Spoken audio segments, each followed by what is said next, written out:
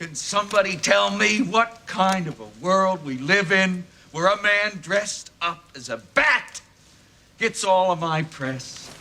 Australia has produced some legendary pop culture exports over the years, from Crocodile Dundee to Kylie Minogue to the best live-action Wolverine we'll ever see. And the country has also produced some pretty unique toys. From the rare Empire Strikes Back carded Toll Toys Jawa with the vinyl cape, that's the only vinyl cape Jawa to come on an Empire card, to the 3 3/4 inch G.I. Joe figures that come with Action Man branded file cards.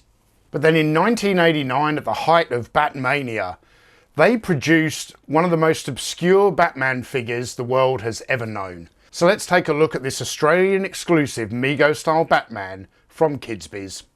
Come with me, toy fans. What are you? I'm Batman. Hey toy fans, my name is Tony and welcome back to the Analog Toys YouTube channel. In 1989, the entire world was swept up in Batmania, as the biggest movie of the year was dominating the box office and the merchandise was everywhere. And things were no different in the land down under. Australian toy stores got all of the same Toy Biz action figures, vehicles and the Batcave playset that was sold in most other Western countries. But very unusually, a standalone 8-inch Mego style Batman was also sold by a subsidiary company called KidsBiz. Very little is known about the KidsBiz company. I certainly can't find a lot of information researching this company on the internet. Yet just like the much better known Australian toy distributor Toll Toys, KidsBiz didn't really produce their own toys. They were more importers of foreign items. That's exactly how Toll Toys sold stuff. And the little evidence that I could find on the internet about KidsBiz is that they had the license to sell LJN wrestling figures in Australia. Or unleash them all in a bone-crushing triple tag team bout. The Wrestling Superstars, and now the new Wrestling Ring, also separately by KidsBiz. While it does seem a little odd to me that they would put out a figure in a completely different scale to the more popular Toy Biz line that was available at the time, this is still a pretty neat little action figure. What really stands out about this piece is the gorgeous packaging. It's got that gold design just like the Toy Biz action figures had, and there is some beautiful artwork on the left-hand side panel. And the example that I have has a KidsBiz sticker applied to the top right corner. And you can see here the KidsBiz Toy Company has an address of Mark Street in North Melbourne, Victoria, Australia.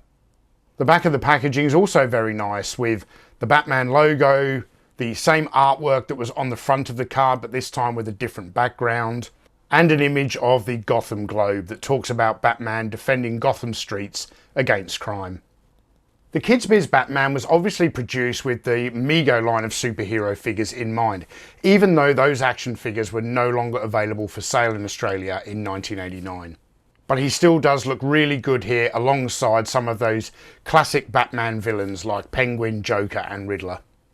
This unique Batman action figure was also designed in the same way as Mego figures, with an articulated base body with a cloth and plastic costume on top. This figure is also the perfect example of how much of that 1989 Batman merchandise kind of rode that line between the modern Tim Burton movie interpretation of Batman and the classic comic interpretation. For example, Batman's head and chest emblem look very much like they were designed with Batman's comic book image in mind. Yet his all-black costume, boots and belt are direct imitations of the costume that was worn by Michael Keaton in the movie. The KidsBiz Batman comes complete with his vinyl cape, which has a pleather collar. He's got his black fabric bodysuit with attached forearm covers, kind of like gauntlets, black plastic boots and a yellow plastic belt. Alfred, let's go shopping. One particular thing I do really like about this figure is that the cape is large enough to come forward over his shoulders and wrap around the front of the body. And this is a pretty rare trait for any Batman figure from any era or any price range. Most toy companies don't bother to give him a cape that he can actually wrap around and cover his front with.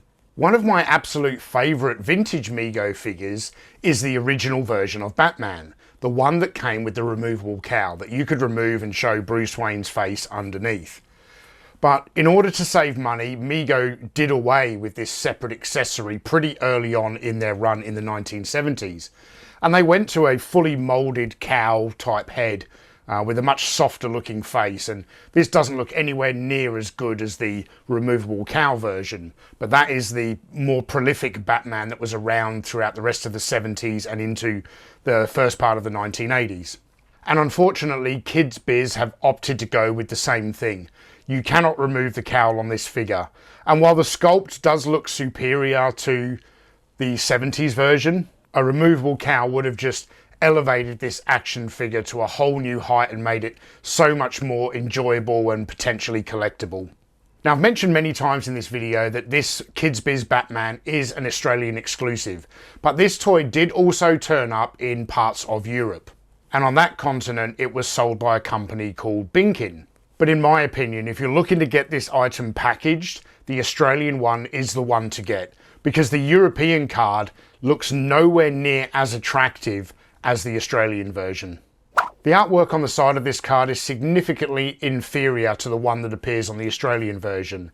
And the back of this card back has nothing but a blown up version of that same poor quality artwork. And if you have the choice between the two, you definitely want to get the Australian version because of that gorgeous gold card back and the far superior artwork on the left hand side. And the good thing for you mint in package collectors is that these were mass produced in Australia and are still quite readily available on the secondary market.